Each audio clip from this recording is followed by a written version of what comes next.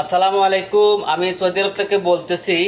যারা প্রবাসী আমি তাদের জন্য একটি কথা বলতে চাই, পরামর্শমূলক ধরে নিতে পারেন।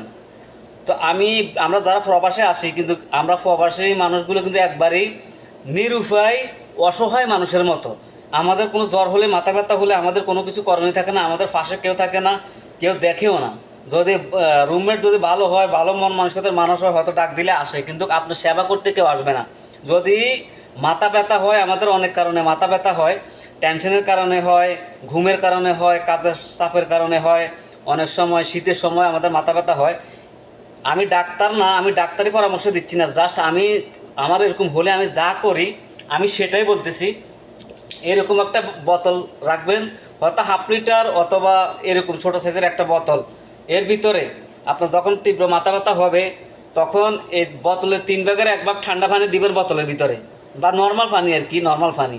আর বাকি পানি ক্যাটেলে অথবা কিছুর মধ্যে ফুটিয়ে এই বোতলটাকে ফুরন্ত করবেন। ঠিক আছে, বোতলের ভিতরে টাটকা গরম পানি যদি আগে দেন, তাহলে বোতলটা বেঁকিয়ে যাবে বা ভিতরে সমস্যা হওয়ার সম্ভাবনা আছে। তো এই ক্ষেত্রে 3 ভাগ দিবেন গরম পানি, 1 ভাগ ঠান্ডা পানি দিয়ে, মানে এটা তাপমাত্রাটা নিয়ন্ত্রণ করার জন্য আর কি। তো আপনি একটি তেনা পেঁচিয়ে, গামছা অথবা তেনা অথবা এক ফাট টিস্যু দিয়ে আপনি মাথার মধ্যে এভাবে সেক দিবেন, যে মাথার যে কোনো অংশের মধ্যে এভাবে ধরে রাখবেন, এভাবে এভাবে ধরবেন, এভাবে ধরবেন। এই বোতলের পানিটা ম্যাক্সিমাম আপনার 15 মিনিট, 10 মিনিট, 15 মিনিট গরম থাকে, 10-15 মিনিট।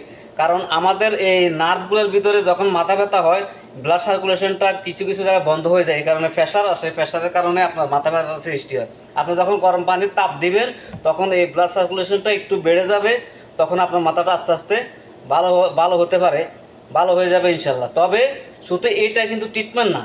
আমি আরেকটা পরামর্শ দিই, যারা সৌদি আরব বা বিভিন্ন দেশে আছে, এরকম ফ্যানাডল আছে।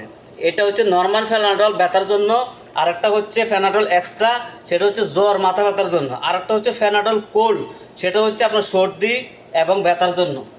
ঠিক আছে, তো আপনার নর্মাল এগুলো নিয়মিত বাসার মধ্যে রাখবেন। এক পিসকে কেটে আপনার মানি ব্যাগের মধ্যে রাখবেন, মানি ব্যাগের যে কোনো সিপে একটা অংশের মধ্যে রাখবেন। আর আপনি কখন কোথায় থাকেন আপনি জানেন না, ঠিক আছে, সেই ক্ষেত্রে একটা রাখবেন। ঠিক আছে, আর যখন আপনার মাথা ব্যথার অনুভূতি হবে, তখন বিশেষ একটা কাজ, যাদের মাথা ব্যথা হয় বিশেষ করে, তারা মাথা ব্যথা হওয়ার পরে কিন্তু কোনো খাবার খেতে পারে না, খাবার ইচ্ছে থাকে না, তখন তার যন্ত্রণা, সে ছটফটাতে থাকে। কারণ আমার মাথা ব্যথা হয় তখন আমি বুঝি। সেই জন্য কিছু খেয়ে নেবেন, যাতে করে আপনি এরকম একটা ট্যাবলেট খেতে পারেন। যদি আপনি খাবার না খাইয়ে যদি ট্যাবলেট খান, এতে করে হিতে বিপরীত হতে পারে, আপনার সমস্যা হতে পারে।